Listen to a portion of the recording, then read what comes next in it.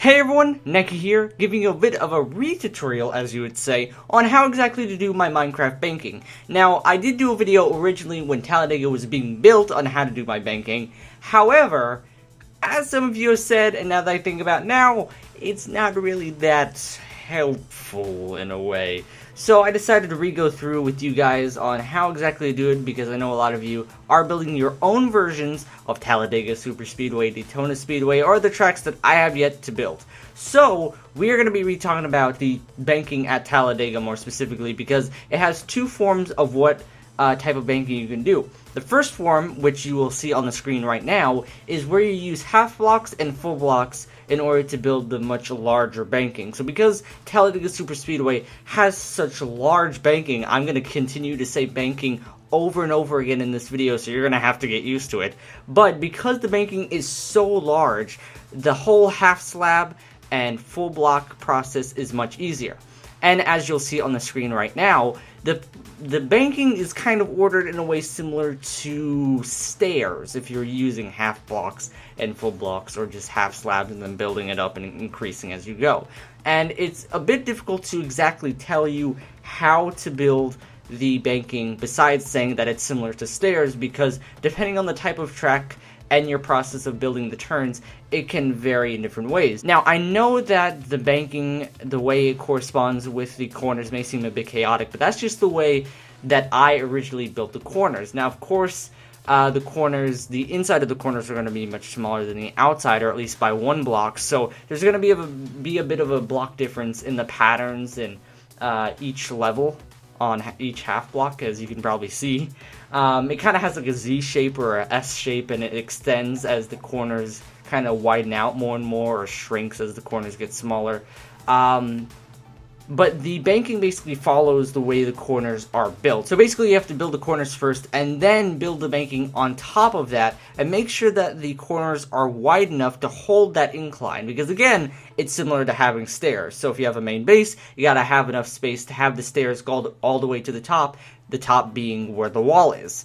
And it's the same process, especially for the tri-oval, but in that side of it, I would highly suggest using half slabs only, just because half slabs, while it does take a bit longer to place them down and build the banking up, it allows for a bit more wiggle room for if the banking is very wide, if it's not as large as the banking at the Super Speedway. So if you're building Bristol, for example, the banking is very small. Or if you're at Martinsville, the banking is kind of almost non-existent in a way, or even in Indianapolis, the banking is much smaller, so the half slabs work much better, but it still follows the same idea of having kind of like a increasing stair layer that goes all the way up to the wall, and in some cases increases in height, or how gradually the height increases as you get closer to the wall. And the entrances and exits of the banked corners follow the same pattern. However, you would use, depending on how, again, you would build it, your own pattern for the bottom of the banking to basically round over to the wall. So whether you have like an alternating 1, 2, 3, whatever pattern, that would push that bottom half of the banking over to the wall, and then the corners that are much higher and closer to the wall, as that bottom corner gets closer to the wall, then it would start declining.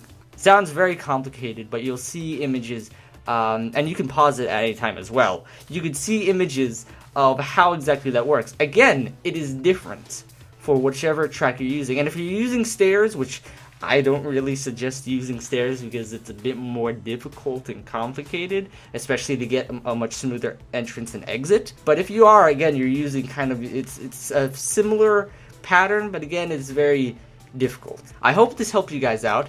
If it did, definitely check out the tracks that I've built so far, and keep an eye out for Sebring. I'm still working on Sebring, and honestly, I've been a bit lazy on Sebring because of games that have come out. Forza Horizon 3, I keep mentioning it in every video, but I am going to be getting back to building as soon as possible. I've actually completed quite a bit of Forza Horizon 3, so I'm going to be much more determined on getting Sebring done for you guys by the end of the year. Definitely by the end of the year, before the end of the year. So you guys keep an eye out for that. I'll give you updates on any more progression I make. And again, hope this helped you out.